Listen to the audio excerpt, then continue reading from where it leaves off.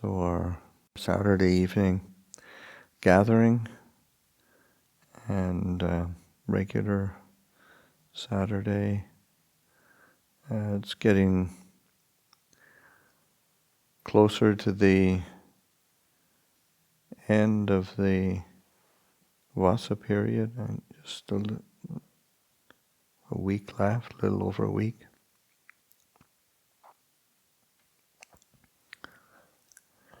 And I think one of the things to bring up in terms of Dhamma is just the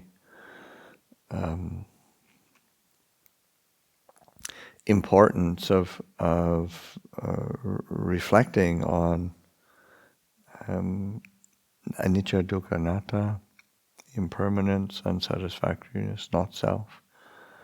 It's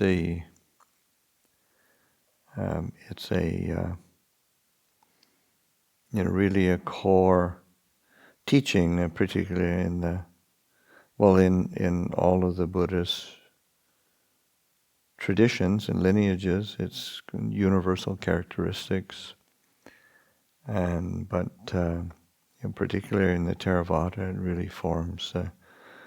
There's big emphasis on it, and that the insight practice in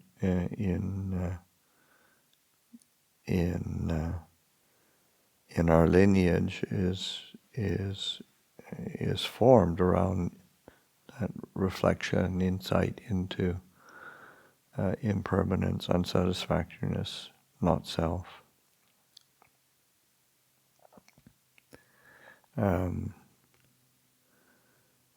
And that can sound a bit boring, but it is. The more you contemplate and reflect on it, it is the reality of incontrovertible reality of the nature of things. There's one of the chants that we do in the chanting book. I should, rather than misquote it, I should.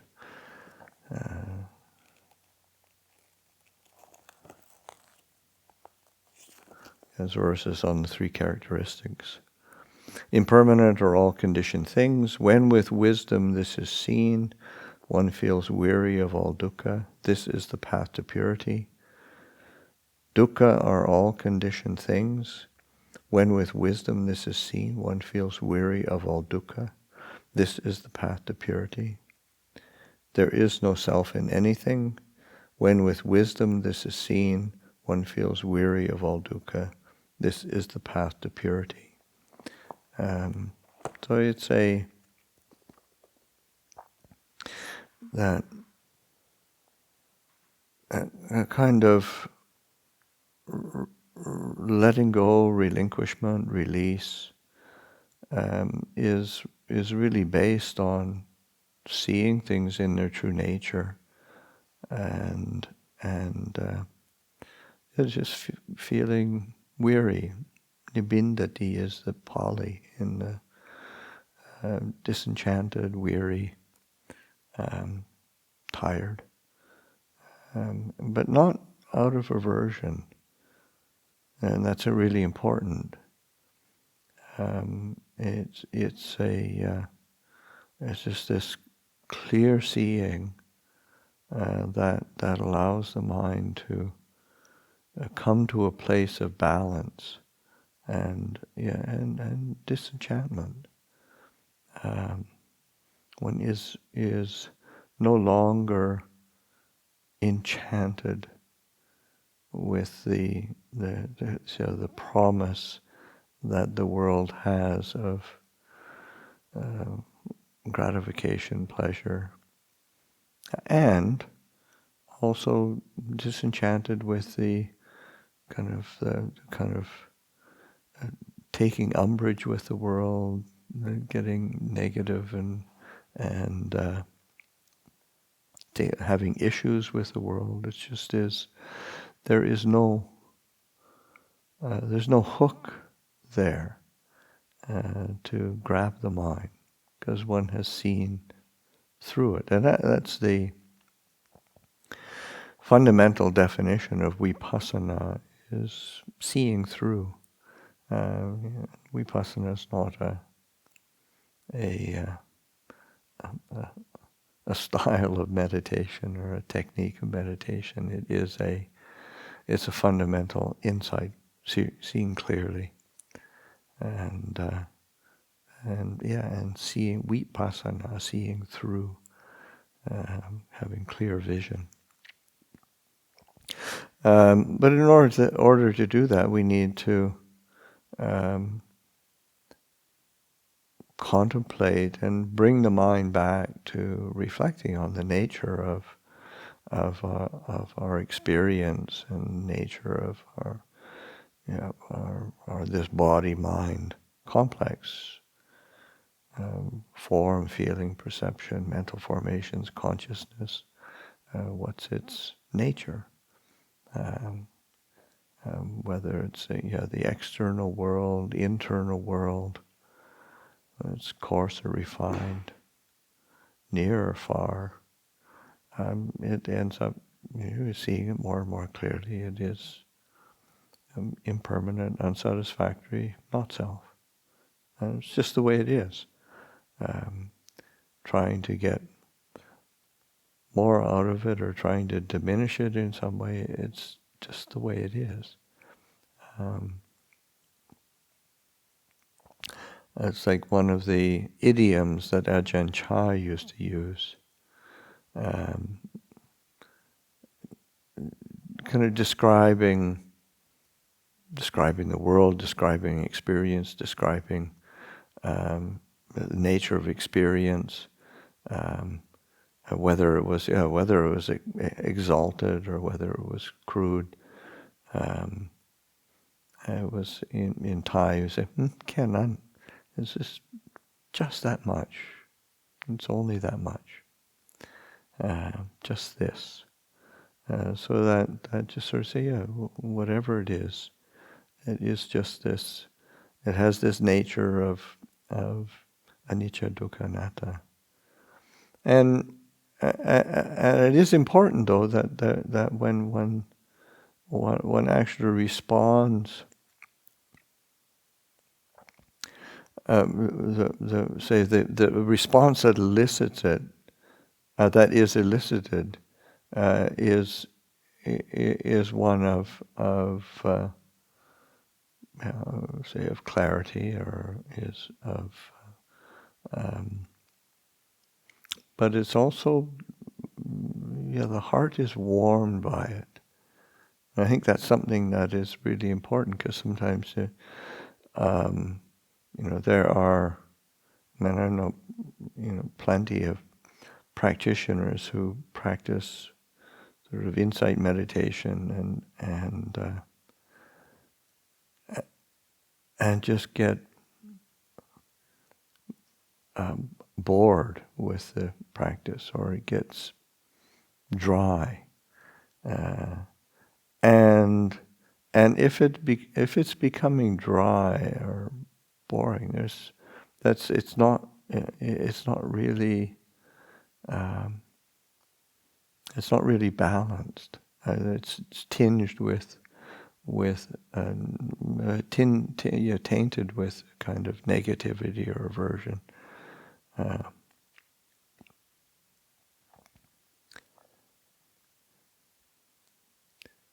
There was one time when Ajahn Chah was listening to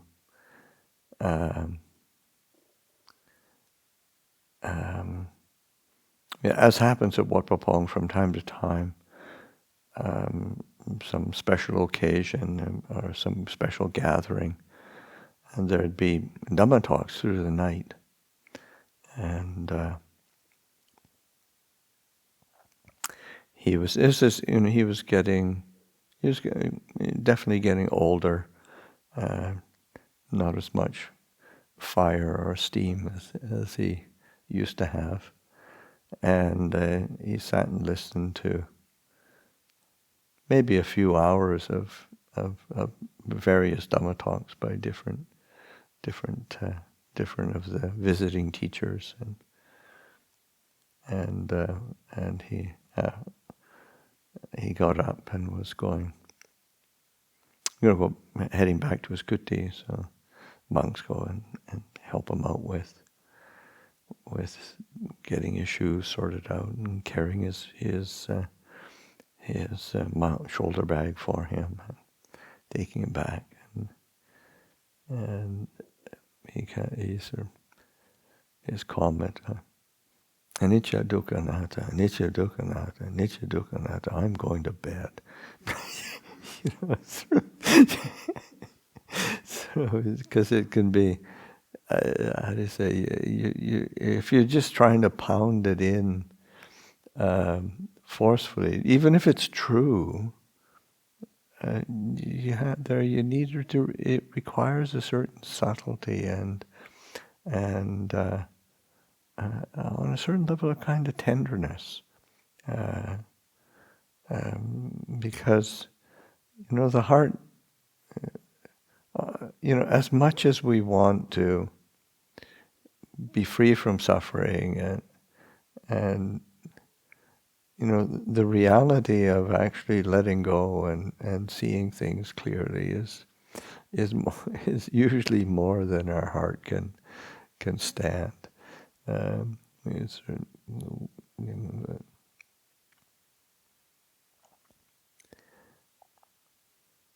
like a phrase I came across. Whatever I've let go of, all had claw marks on it. So that,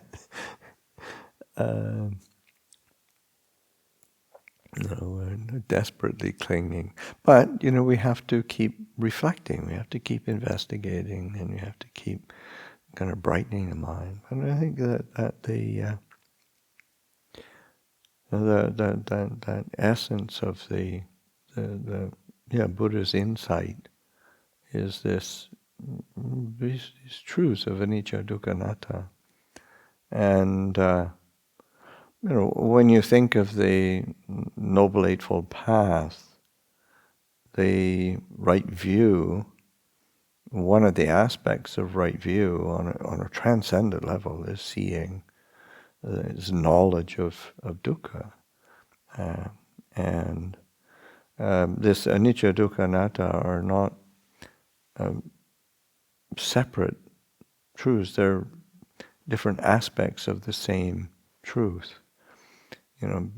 Because things are impermanent, changing, of inconstant nature, then they can't ever truly satisfy.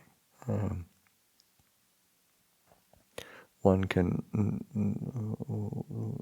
it's that instability is something that leads to that sense of dis-ease and dukkha, and that which is of a impermanent, changing nature is full of dis-ease and is unsatisfactory. They're really not worthy of calling. This is me. This is mine. This is myself.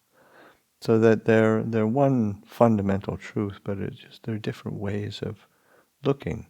So that knowledge of suffering is a fundamental aspect of right view, or knowledge of these three universal characteristics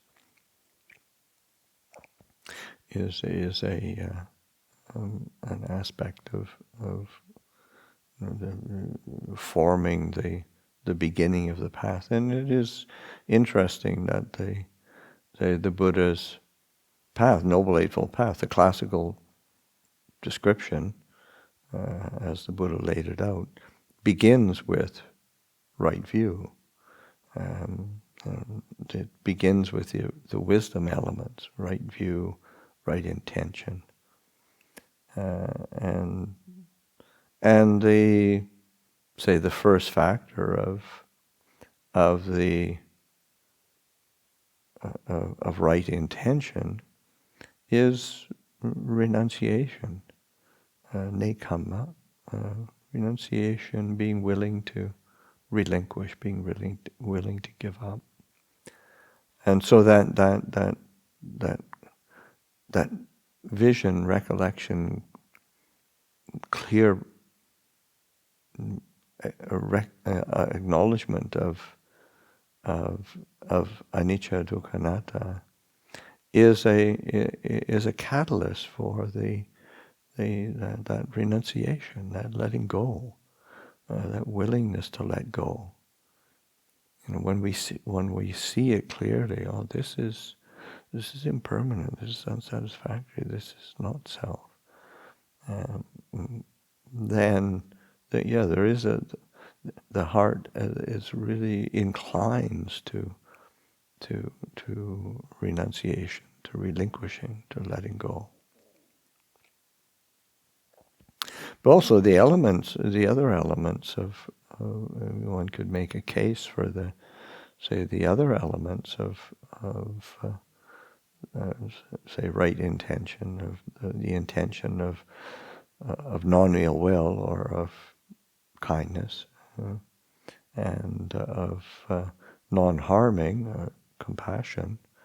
Those are also, predicated on that clear seeing, the appropriate response to the reality of, from a Dhamma sense, from the reality of all things being impermanent, unsatisfactory, and not self, is that wish for well-being for oneself and for others, a universal kindness and compassion. It just is, when things are this way, why would one form an intention of aversion or ill will or be striking out at anything? It just is the way it is. And so that the response, the appropriate response from seeing clearly and with everything is of, this is its nature. It is impermanent. It is unsatisfactory. It's not self. But that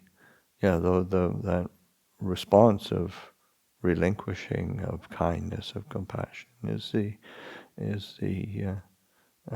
sensible response. It is the response of non-suffering and of transcendence of suffering.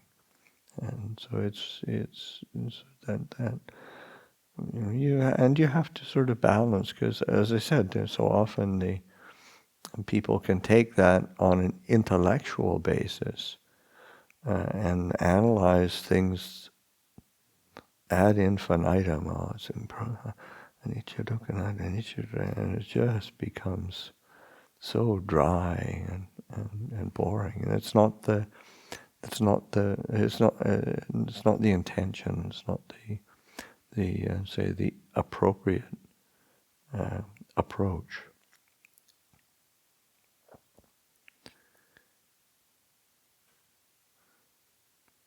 And as I say, that knowledge of any aspect of that anicca, dukkha, anatta is just an acknowledgement or understanding, a penetration of truth. It's also why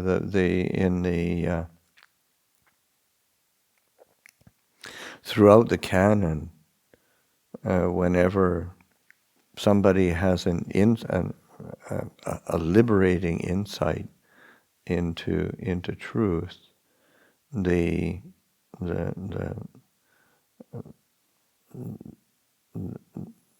description is always, whatever.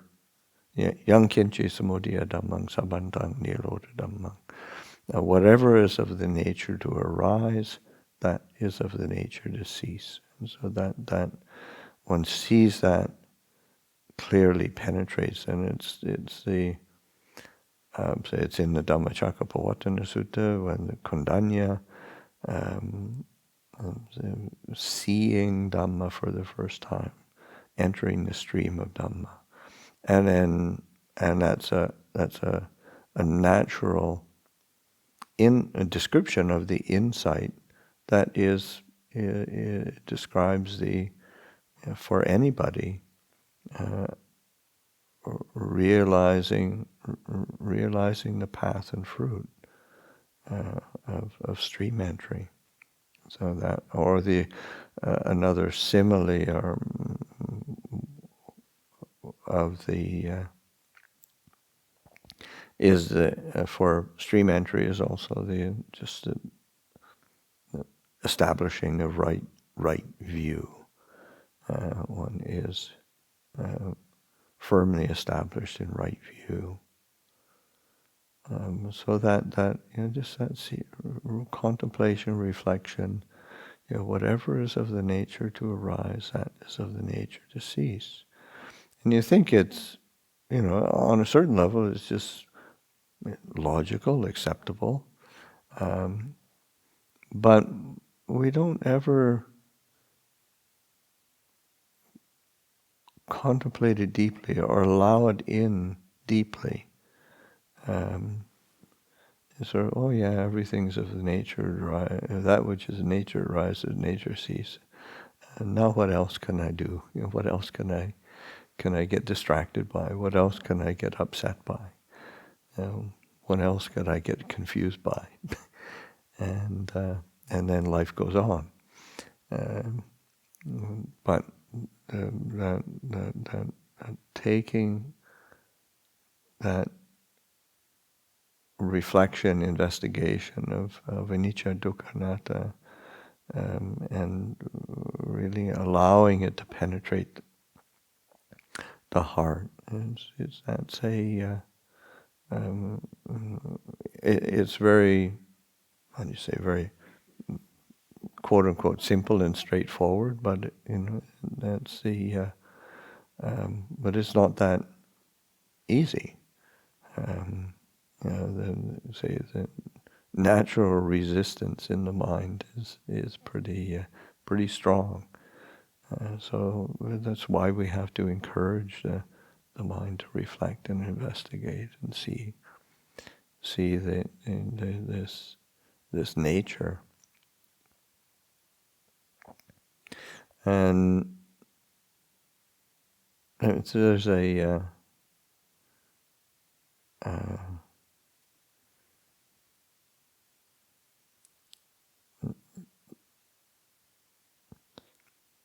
lovely sutta, Majjhima 27, Chula Tanha Sankhaya Sutta. It's the lesser discourse on the ending of all tanha, craving, and it's kind of a bit whimsical, maybe, because it's there's the Sakka, the ruler of the gods, goes to the Buddha and asks for what's a brief description of the path or the way to come to the complete destruction of craving and the ending of all dukkha.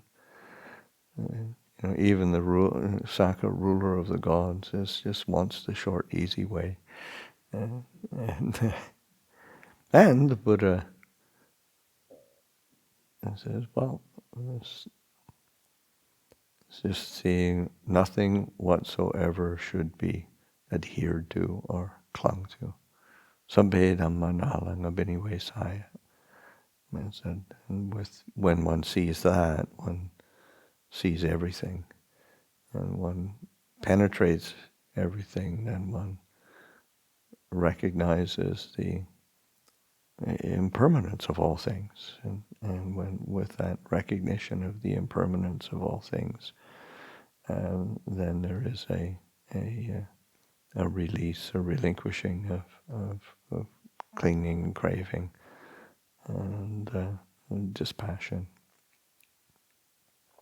cessation. And when the mind does that, then it's no longer agitated. When it's not agitated, it realizes nibbana. But the seed of that is that just that nothing whatsoever should be clung to, and seeing that.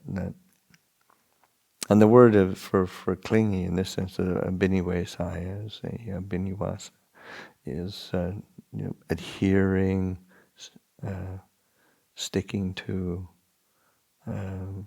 making oneself at home with, as we make ourselves home and comfortable with all the things that keep frustrating us and making us more confused.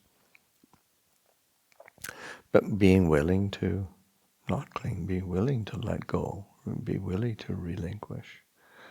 So it's a very, very direct. But in the sutta, then say Sakka, ruler of the gods, is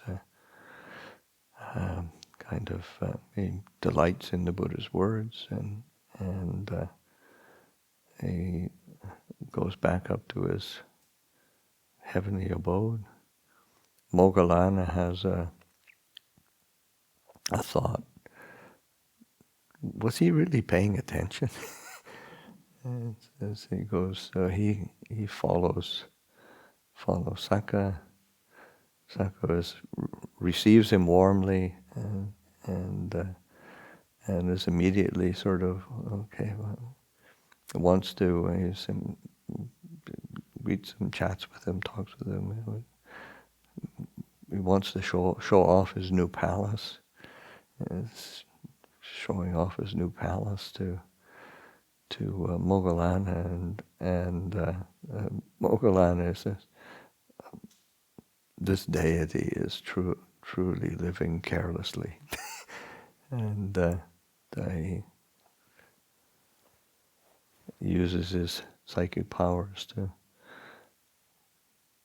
make these make the palace sort of shake and tremble and quake, and that gets Sakka's attention. And so he asked, what did the Buddha teach? Because he'd already asked Sakka once, what did he learn from the Buddha? And he got distracted, and then he emphasized that what did you learn? And he repeats it to his credit. He repeats it faithfully, and he was obviously paying attention, but he got distracted. It's an old story of human nature, and then that sense of the importance of just that non-clinging, non-attachment,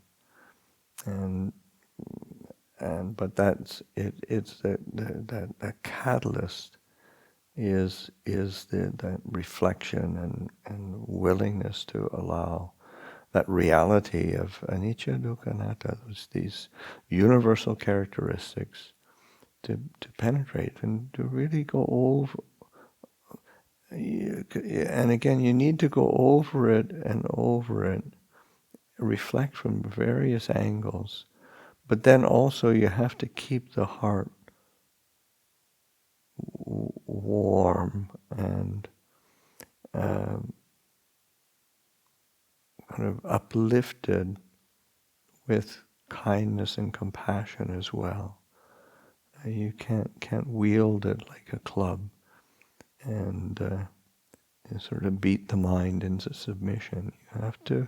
You have to be careful and subtle in how, because on a certain level, we can only stand so much truth, and it's it's just a reality. So and that's when with wisdom one sees this truth, one becomes weary of all dukkha. This is the path to purity. This is the path to purification. So offer that for reflection this evening.